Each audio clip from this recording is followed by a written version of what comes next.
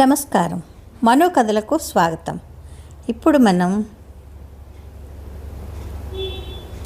ఆదివారం ఆంధ్రజ్యోతి మార్చి 1, 2026న ప్రచురింపబడిన శాపగ్రస్తులు అనే ఒక చక్కటి కథను విందామండి. రచించిన వారు ప్రముఖ రచయిత గారు శ్రీరామ్ భట్టారం గారండి. ఇక కథలోకి వెళ్తున్నానండి. చీకట్లో గడియారం 3:40 చూపిస్తోంది. ఇక ఈ రాత్రికి నిద్ర పట్టేలా లేదు హరిదాస్కి. గత సంవత్సర కాలం నుంచి ఇదొక నిత్య తంతైపోయింది. ఈరోజు కొంచెం నయం, కనీసం తలనొప్పి లేదు. ఆ తలపోటు మొదలైతే నిద్రమాత్రలు కూడా పనిచేయవు. పైపెచ్చు ఉదయం వాంతులయ్యి నీరసం కమ్మేసే అవకాశమూ లేకపోలేదు. బాల్కనీలో నిలబడి సిగరెట్ వెలిగించాడు. నికోటిన్ మెల్లగా నరాల్లోకి పాకుతుండగా కాసేపటికి కళ్ళ కింద అలసట తగ్గింది.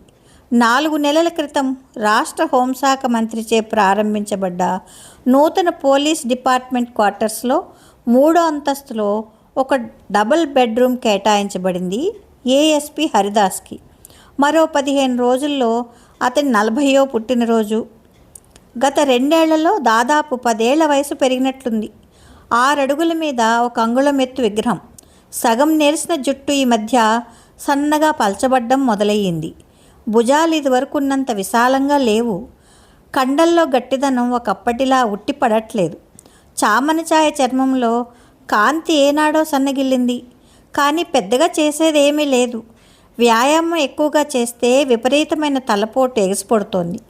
మెదడు కుడి భాగంలో నానాటికి పెరుగుతున్న కణితి తొలగించడం అసంభవాన్ని తేల్చేశారు వైద్యులు. మందుల వల్ల నొప్పి నుండి తాత్కాలిక ఉపశమనం మాత్రం ఉంటుంది.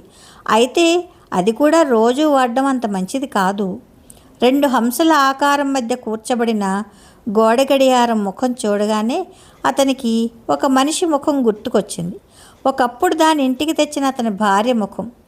చట్టం, సంప్రదాయం, సమాజం, ఇతరత్ర డాక్యుమెంట్ల ప్రకారం అతని జీవిత భాగస్వామి. అతనికి 26, ఆమెకు 22. పెద్దల వారికి ముడివేసినప్పుడు. నిజానికి ఆమెకి ఇష్టం లేకున్నా తల్లిదండ్రుల బలవంతం మీద జరిగిన పెళ్ళి అది. 2 ఏళ్ల నిస్సార సంసారం తర్వాత తేడ తెల్లమైంది. వారు బయటికి భార్యాభర్తలైతే అయ్యారు, కానీ ఒకరికొకరు మనస్ఫూర్తిగా జీవిత భాగస్వాములు అవ్వలేరని, కొంతకాలం విడిగా ఉండాలని నిర్ణయించుకుని అతను వేరే ఊరికి బదిలీ వేయించుకోగా ఆమె యూరోప్కి వెళ్ళింది పై చదువులకని. సంవత్సరానికి ఒకసారి కలిసే రోజులు పోయి 5-6 సంవత్సరాలు అయ్యాయి. విడాకుల కాగితాలతో ఇద్దరికీ పని లేదేమో, దాని గురించిన ఆలోచన కూడా పెద్దగా చేయలేదు. చివరిసారి కలిసినప్పుడు ఆమె ఎవరో సంగీతకారుడితో లండన్లో సహజీవనం చేస్తున్నట్లు చెప్పింది. మామూలుగా ఇలా నిద్రాభంగం అయిన రాత్రులు అతనికి గుర్తొచ్చే మనిషి శిల్పాబాయి. చట్టం కళ్ళలో ఆమె ఓ బాధిత స్త్రీ, సంప్రదాయం ప్రకారం ఓ వితంతువు, సమాజ నిర్వచనంలో దురదృష్టవంతురాలు. వయసులో అతనికన్నా దాదాపు 12 ఏళ్ళు చిన్న. 4.5 ఏళ్ల క్రితం ఓ దుస్థితిలో పరిచయమైంది. అతని పిఎస్ పరిధిలో సెక్షన్ 375 బాధితురాలిగా. వ్యాపారంలో నష్టం వచ్చి తాగుడుకు అలవాటు పడ్డ భర్త ఒకరోజు అప్పుల భారంతో ఆత్మహత్య చేసుకున్నాడు. అప్పులోళ్లలో ఒకడు అక్కసు తీరక ఒంటరిగా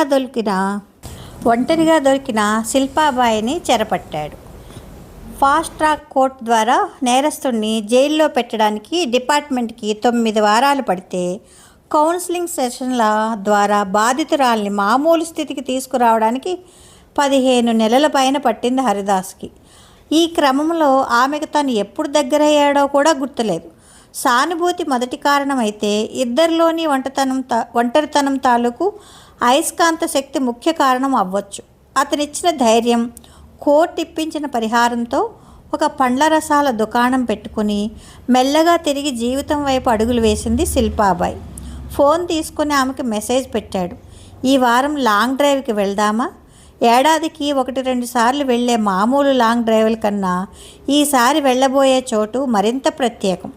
ముఖ్యంగా అతని బాల్యంతో నెమరేసుకున్న అడవిని ఆమెకు చూపించాలి. అసలు ఇదివరకే తీసుకెళ్లాల్సింది, ఎందుకో కుదరలేదు. ఇంకా ఆలస్యం చేస్తే వచ్చే ఏడాది ఉంటాడో ఉండడు. బాల్కనీలో సన్నగా చల్లగాలి వీస్తోంది. ఇంకో సిగరెట్ వెలిగిద్దామన్న కోరికని బలవంతం మీద అదింపట్టి హాల్లో మ్యూజిక్ ప్లేయర్ ఆన్ చేశాడు. జవానీ జానే మన్, హసీనా దిల్ రుబా. ఆశా భోంస్లే గాత్రం మెల్లగా ఊపందుకుంటుండగా దివాన్ మీద నడుము వాల్చిన హరిదాస్కి మెల్లగా అతని చిన్ననాటి సంగతులు గుర్తుకు రాసాగాయి. బాల్యం చాలా వరకు అతని అమ్మమ్మ వాళ్ళ ఊర్లోనే గడిచింది. కొండ ప్రాంతానికి దగ్గరగా ఉండే ఆ ఊరి పడమర సరిహద్దున పారే తుంగభద్ర పాయను దాటితే ఒక అడవి. 7 ఏళ్ల వయసు నుండి తాతయ్యతో అడవిలోకి వెళ్ళడం అలవాటైంది అతనికి. తర్వాతి రోజుల్లో స్నేహితులతో కలిసి తిరిగిన జ్ఞాపకాలు కూడా కొన్ని ఉన్నాయి. ఎస్ఐగా పోస్టింగ్ వచ్చిన తర్వాత ఊరి వైపు వెళ్ళడం తగ్గింది. ఎప్పుడో చూసిన ఒక జడ్జి మొహం గుర్తుకొచ్చింది ఉన్నట్టుండి. ఒకసారి ఎలక్షన్ల సమయంలో హరిదాసు జ్యూరిస్డిక్షన్లో భారీ మొత్తంలో డబ్బు తరలించే ఒక ముఠాను అతని టీం పట్టుకోవడం జరిగింది. దొరికిన వాళ్ళు రూలింగ్ పార్టీ మనుషులు అవ్వడంతో హరిదాసు మీద ఒత్తిడి పెరిగింది వాళ్లను వదిలేయమని.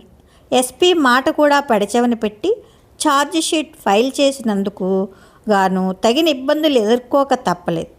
సెషన్స్ కోర్టు తీర్పు ఇచ్చే నాటికి ఇన్వెస్టిగేషన్ టీంలో కొన్ని వాంగ్మూలాలు తిరగబడి కేసు కొట్టేశారు. సరిపడా ఆధారాలు లేకుండా కేసు పెట్టినందుకు గాను హరిదాసుకి కోర్టు మందలింపుతో పాటు ట్రాన్స్ఫర్ ఆర్డర్ లభించింది. రిమార్కు కారణంగా అతని ప్రమోషన్ మరో 18 నెలల వరకు నిలిపివేశారు. విరక్తి చెంది 10 రోజులు సిక్ లీవ్ పెట్టుకొని సొంత ఊరు వచ్చాడు. తాత కొన్నేళ్ల క్రితం పోగా అమ్మమ్మ ఒక్కతే ఉండేది ఆ రోజుల్లో. అనుకోకుండా ఒక ఉదయం అడవికి వెళ్ళాలనిపించి సూర్యోదయం వేళ బయలుదేరాడు. తొలకరి జల్లులు పడ్డాయి, కానీ వానలు ఇంకా జోరందుకోవడానికి కొన్ని వారాల ముందు రోజులవి. ఊరికి సరిహద్దున పారుతున్న నదిని చుట్టుకొని ఉన్న కొండలు దాటి అడవిలో కొంత లోపలికి వెళ్ళాడు. ఆ అడవిలో దాదాపు అన్ని మూలాలు అతనికి ఇంకా గుర్తున్నాయి. కానీ ఆ రోజు ఎలా జరిగిందో ఏమో తెలియదు, కానీ అతను ఒక కొత్త మార్గంలోకి అడుగుపెట్టాడు.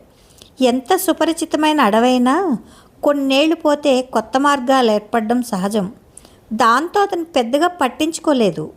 గంటలో అతనికి తెలిసిన చోటు ఏదో ఒకటి తగలకపోదా అన్న ధీమాతో ముందుకు పోతున్నాడు. సూర్యుడు నడినెత్తి మీదున్న పొడవాటి చెట్ల కింద పెద్దగా ఎండ తెలియట్లేదు. 2 గంటల తర్వాత పూర్తిగా దారి తప్పిపోయాడని తెలుసుకున్నాడు. పూర్తి ఏకాంతం ఆవరించి ఉంది చుట్టూత. అలసట తారాస్థాయికి చేరుకోవడంతో ఒక మర్రి చెట్టు నీడలో కూలబడ్డాడు. బ్యాక్ప్యాక్లో నీళ్ల సీసా తీస్తే అందులో సరిగ్గా ఒక్క గుక్క కూడా నీరు లేదు. కాళ్ళు మొరాయించడంతో ఉన్న 4 చుక్కలతో గొంతు తడుపుకొని దగ్గరలోని మర్రి చెట్టు కింద కాసేపు అలాగే నడుము వాల్చాడు. ఎంతసేపు గడిచిందో గుర్తులేదు. అతనికి మెలకు వచ్చేసరికి ఎండ కాస్త తగ్గుముఖం పట్టడం మొదలైంది. విపరీతమైన ఆకలి, దాహం శరీరాన్ని కబళించాయి. ఇంతలో ఎక్కడి నుంచో రెక్కల చప్పుడు. పైన విస్తరించి ఉన్న మర్రి చెట్టు కొమ్మల్లో ఒక దాని మీద 2 హంసలు అప్పుడే వచ్చి వాలినట్లున్నాయి. మామూలు హంసల కన్నా కొంచెం పెద్దవిగా ఉన్నట్లున్నాయి. అంతకన్నా ఆశ్చర్యగొల్పే విషయం, వాటి రంగు సాధారణ తెలుపులో కాకుండా బంగారు ఛాయలో ఉన్నాయి. వాటి మీద ఎండపడ్డప్పుడు మరింత మిరమిట్లు గొలుపుతున్నాయి వాటి ఆకారాలు. తెలుపు, గులాబీ రంగు హంసలను చూశాడు, కానీ ఇన్నేళ్లలో ఎప్పుడు ఈ వర్ణం హంసలను చూడలేదు హరిదాసు. పడుకున్న భంగిమలోనే తదేకంగా ఆ పసిడి హంసల జతని చూస్తున్న అతనికి శరీరంలో ఏదో మార్పు చోటు చేసుకున్నట్లు అనిపించింది. ఒంట్లోని ప్రతి భాగం కొయ్యబారిపోతుండగా చుట్టూ పరిసరాలు కూడా క్రమేణా మాయం అవసాగాయి. కేవలం ఆ హంస జంటనే చూడగలుగుతున్న అతనికి విచిత్రంగా వాటి సంభాషణ అర్థం కాసాగింది. ఆ సంఘటన ఇప్పుడు గుర్తుకు రావడం ఏంటి? నిజానికి ఇది సంఘటనేనా? ఎప్పుడో అడవిలో ట్రెక్కింగ్ చేసి అలసిపోయి చిన్న కునుకు తీస్తే వచ్చిన కల కాదు కదా. అయినా ఎప్పుడో 12 ఏళ్ల క్రితం కల ఇప్పుడు మళ్ళీ రావడం, అది అంత స్పష్టంగా. బ్రెయిన్ ట్యూమర్ రోగులకు క్రమేణా డెల్యూషన్స్ రావడం సహజమే అని డాక్టర్లు హెచ్చరించారు. కానీ ఆ స్టేజ్కి ఇంకా టైం ఉందని కూడా చెప్పారు కదా. కొంపతీసి అనుకున్న దానికంటే వేగంగా ముదురుతోందా మెదడులోని రాచపుండు? కానీ ఈ అనుభవాన్ని కేవలం ఒక భ్రమగా కొట్టిపారేయగలడా? సెల్ ఫోన్ రింగ్ అయిన శబ్దానికి ఒక్కసారిగా కళ్ళు తెరిచాడు. శరీరం మొత్తం చెమటలు పట్టి సన్నగా వణుకు మొదలైంది. దాదాపు దివాన్ మీద నుంచి కిందకు దొర్లబోయాడు. తమాయించుకుని గోడ మీదకి చూపు సారించాడు. గడియారం ముఖం 7:30 చూపించింది. సెల్ ఫోన్ మీద స్క్రీన్ చూస్తే శిల్పాబాయి పేరు. కాలు ముగించేసరికి తల భారంగా తూగడం మొదలైంది. కుడివైపు కపాలం పగిలిపోతుందా అనిపిస్తుండగా పరుగున వెళ్ళి ఫ్రిడ్జ్ కింద ఉన్న ట్యాబ్లెట్ షీట్ అందుకున్నాడు. గంటన్నర తర్వాత శిల్పాబాయి టిఫిన్ తెచ్చింది. నాకు ఎక్కువగా టైం లేదనిపిస్తోంది, ఉప్మా తింటూ చెప్పాడు హరిదాసు. శిల్పాబాయికి ఏం చెప్పాలో అర్థం కాలేదు. కాసేపటికి లోగొంతుగతో అనింది, ఆ లాంగ్ డ్రైవ్ ఏదో మీరు కొంచెం కుదురుకున్నాక పెట్టుకుంటే, ఈ వారం కాకపోతే వచ్చే వారం వెళ్దాం. అంతకన్నా లేట్ చేయడం నాకు ఇష్టం లేదు. అలసటతో కూడిన పట్టుదల అతని గొంతులో. ఒక విచిత్రమైన నిశ్శబ్దం బైఠాయించింది వారి మధ్య. మర్చిపోయిన సంఘటనను తలపించే కలలాంటి ఆ భ్రమ గురించి ఆమెకు చెప్పాలా వద్దా అని తటపటాయించాడు హరిదాసు. కాసేపటికి ఒక నిర్ణయం తీసుకుని చెప్పడం ప్రారంభించాడు. వింటూ వింటూ మధ్యలోనే ఆమె అడిగింది, బంగారు రంగు హంసలా? ఆమె స్వరం వింతగా ధ్వనించింది. అతను ఆశించినట్టే. తర్వాత ఏం జరిగింది? ఎలా బయటపడ్డారో అడవి నుంచి? అక్కడికే వస్తున్నా అంటూ నీళ్లు తాగి తిరిగి అందుకున్నాడు. ఆ కలలాంటి భ్రమ జ్ఞాపకమంత స్పష్టంగా ఎలా గుర్తుందా అన్న అనుమానాన్ని వెనక్కి నెట్టాడు బలవంతంగా. మరోసారి ఆ సంఘటన హరిదాసు కళ్ళ ముందు కదలాడింది. చీచి, నికృష్టపు లోకంలోకి వచ్చి పడ్డాంగా ఆడ హంస చిరాకు పడుతోంది. సుఖంగా గంధర్వలోకంలో ఎల్లలు లేని ఉద్యానవనంలో హద్దులు తెలియకుండా తిరిగేవాళ్ళం. మన గంధర్వులకు ఈ శాపాలు కొత్తేమీ కాదుగా, మగహంస నిర్లిప్తంగా చెప్పింది. అయినా ఇంకెంతలే, మహా అంటే మరో 2 రోజులు, 2 గంధర్వ రోజులు. ఆడహంస గుర్తు చేసింది. అంటే ఈ లోకంలో 36 ఏళ్ళు. అందుకే చెప్పాను ఆనాడే, మిగతా శాపగ్రస్త గంధర్వుల్లాగా గతాన్ని మర్చిపోయి మనిషి జన్మలెత్తి ఓ 10 జీవిత కాలాలు అలా గడిపేసి తిరుగుముఖం పడదాము అని. ఆడహంస ఏవగించుకుంది. మనిషి జన్మ ఎంత రోత శరీరం అది! అంతకు మించి కుళ్ళిపోయిన వాళ్ళ నైతిక వ్యవస్థలు, దిగజారిపోయిన చాదస్తాలు, పర్వతాలంత అహంకారాలు. నా వల్ల కాదు బాబు. ఏ చెట్టులాగానో లేక ఏ సెలయర్లాగానో పుట్టినా పర్లేదు, కానీ వాటిని మటుకు మనిషి చిదిమేయలేడా ఏంటి? పైగా పారిపోవడానికి రెక్కలు కాళ్ళు కూడా ఉండవాయే హంసల్లాగా. మగహంస నవ్వింది. కానీ ఏ మాటకు ఆ మాటే. మనుషుల్లోని వెర్రితనమే ఒక్కొక్కప్పుడు వాళ్ళ జీవితాలను మలుపు తిప్పి కొత్త మార్గం చూపుతుంటాయి కూడా. సంప్రదాయ సంఖ్యలు, సుఖాల బందికానాలు, పనికిరాని ప్రతాపాలు. ఏ మార్గంలో అయినా వాళ్ళు ఏరుకునే బురద మారదుగా. మనం మాత్రం జ్ఞానాన్ని, పరమానందాన్ని పొంది ఈ దిక్కుమాలిన ప్రపంచంలో పడ్డామా ఏంటి? మగహంస నిట్టూర్పుగా తల ఊపింది. చంచలత్వానికి, క్షణకాల ఉద్రేకానికి అతీతులం కాలేకనే కదా ఈ రొంపిలో తచ్చాడుతున్నాం. ఏదో కొంత పరలోక పరిజ్ఞానం అయితే ఎక్కువే ఉందనుకో ఇక్కడ జీవులతో పోలిస్తే. అంత మాత్రం చేత ఇంతలో ఆ హంస చూపు చెట్టు కింద హరిదాసు మీద పడి కళ్ళు విప్పారాయి. మనిషి ఇక్కడున్నాడేంటి? మనిషా? ఈ ప్రాంతం మానవ కళ్ళకు కనిపించదు కదా. కంగారు పడింది ఆడహంస. మన శక్తులు ఈ లోకంలో నానాటికి క్షీణించినట్టే మన ఇంద్రజాల ప్రభావం కూడా పలచబడుతుంది. కానీ విచిత్రం, వాడు మన మాటలు గ్రహించగలుగుతున్నాడు. ఇంకాసేపు గ్రహిస్తే తల పగిలి చస్తాడు. ఇప్పటికే మన సమక్షంలో ఉండడం వల్ల వాడి జీవశక్తి పెద్ద మొత్తంలో క్షీణించింది. మహా అయితే ఒక పుష్కర కాల ఆయుషు మిగిలిందేమో. 2 హంసలు ఒక్కసారిగా వాటి రెక్కలు చాచి కిందకు దుమ్ముకాయి. రెప్పపాటులో తనను ఒక తుఫాను కమ్మినట్లు అడిలిపోయాడు. అతను కళ్ళు తెరిచి చూసేసరికి చీకటి పడింది. అడవి బయట గ్రామానికి వెళ్ళే రోడ్డు పక్కన ఒక మూసేసిన టీ బంక్ బల్ల మీద పడున్నాడు. శరీరం షాక్ కొట్టినట్టు కొయ్యబారిపోయింది. మెదడు కుడిభాగం అయితే మరీ భారంగా అనిపించసాగింది. తర్వాత జ్వరం నుంచి కోలుకోవడానికి 2 వారాలు పట్టింది. ఒక్కసారిగా వర్తమానంలోకి తేలిన హరిదాసు ఎదురుగా ఉన్న శిల్పాబాయిని చూసి ఒక ట్రాన్స్లోంచి బయటకు వచ్చినట్లు తెప్పరిల్లాడు. కళ్ళ వెంట సన్నటి నీటిధార కారడం అతను గమనించలేదు. ఆమె ఆశ్చర్యంతో చూస్తూ కదలకుండా ఉండిపోయింది. తేరుకున్న హరిదాసు చిన్నగా నవ్వేసి అన్నాడు, ఇది నువ్వు నమ్మవని నాకు తెలుసు. అసలు నేనే నమ్మలేకున్నాను. అందుకే ఇంతకాలం ఎవరితోనూ చెప్పలేదు.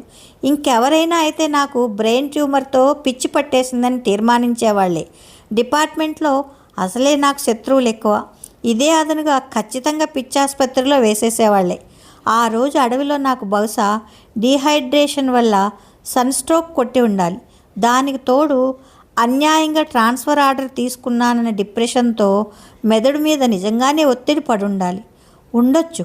తల విదిలించి డైనింగ్ టేబుల్ కుర్చీలోంచి లేచింది శిల్పాబాయి.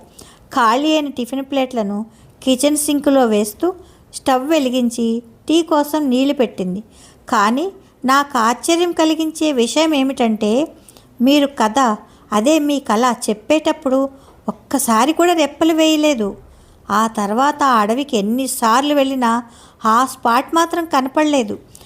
ఆ బంగారు వర్ణం హంసలు కూడా వాష్ బేషన్లో చేతులు కడుక్కుంటూ అన్నాడు, మహాప్రభో, నీ పీడకల ఇంకాసేపు వింటే నాకొచ్చేలా ఉంది మెదడువాపు అన్న వెంటనే నాలుగు ఖర్చుకుంది. ఒక్కసారిగా నవ్వేశాడు హరిదాసు. ఆమె ఏకవచనంలోకి చాలా అరుదుగా సంబోధిస్తుంది అతన్ని. అది కూడా రాత్రి సమయంలో మరీ తారాస్థాయిలో ఒకరినొకరు మర్చిపోయేంత సందర్భాల్లోనే. అలా అంటే కుదరకపోవచ్చు. రానున్న రోజుల్లో నాకు ఇలాంటి కలలు, భ్రమలు వచ్చే అవకాశం పుష్కలంగా ఉంది. మరి హరిదాస్కి ఇంతలోని ఏదో గుర్తొచ్చి ఉన్న పలంగా కబ్బోర్డ్ తెరిచి ఎంఆర్ఐ రిపోర్ట్ ఒక ఫైల్ బయటికి తీశాడు. ముందుగా రిపోర్ట్ తెరిచి దాని మీద మొబైల్ టార్చ్ వేసి మరీ తీక్షణంగా పరీక్షించాడు. అతని కుడి మెదడుని 2 వారాల క్రితం చేసిన లేటెస్ట్ స్కాన్ కాపీ అది. ఏడాది కిందట చిన్నగా ఉన్న కణతి ఇప్పుడు విప్పారి దాదాపు 2 గుళికలుగా కనబడుతోంది. ఇంకో 30% పెరిగితే నేరుగా కోమాకి దారి తెరుచుకున్నట్టే. అయితే అది 10 నుంచి 30 నెలల్లోని ఎంతకాలమైనా పట్టొచ్చని రిపోర్టుని తిరగతిప్పించి చూశాడు. విప్పారిన మహావృక్షం కొమ్మల్ని తలపించే మెదడు వ్యవస్థ, వాటిలో ఒకానొక కొమ్మకు అతుక్కొని కూర్చున్న 2 విషపు ముద్దలు, మరీ దగ్గర నుంచి చూస్తే 2 హంసల ఆకారాన్ని తలపిస్తున్నాయి. అప్రయత్నంగా అతని కుడి చెయ్యి కుడివైపు తల మీదకు చేరుకుంది. ఓ క్షణం పాటు ముఖంలో నెట్టుటి చుక్క లేకుండా పాలిపోయింది. ఏంటది? శిల్పాబాయి టీ కప్పుతో వచ్చి నుంచుంది. టేబుల్ మీద కప్పు పెట్టి అతను పక్కకు పెట్టిన ఫైల్ అందుకుంది. సగం తేరుకొని చెప్పాడు, అది నా ఇన్సూరెన్స్ ఇంకా ఇతర బెనిఫిట్ పేపర్స్. నామినీగా నీ పేరు పెట్టాను.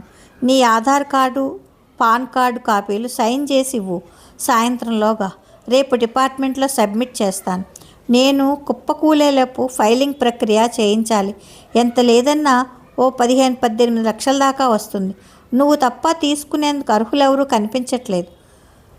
నాకు అపరకర్మలు తద్దినాలు పెట్టి పైలోకాలకు పంపేవాళ్ళు లేని పక్షంలో మనల్ని ఇష్టపడేవారి ఆనందంలోనే మనకు స్వర్గప్రాప్తి ఉంటుందని మా తాత ఈతకళ్ళు తాగినప్పుడల్లా చెప్తుండేవాడు. హరిదాస్కు తాత జ్ఞాపకాలు గుర్తొచ్చి సన్నగా నవ్వొచ్చింది. ఇంక ఇదేమో నా ఎంఆర్ఐ స్కాన్ కాపీ. ఈ టిష్యూ ఆకారం చూస్తే ఆశ్చర్యపోతా. అతని మాటలు వినలేక శిల్పాబాయి అచేతనంగా నిలబడిపోయింది. ఏదో మాట్లాడాలని ప్రయత్నం చేసింది.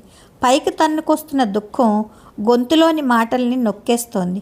చేతిలోంచి జారిపడ్డ ఫైల్ని కూడా గమనించలేదు.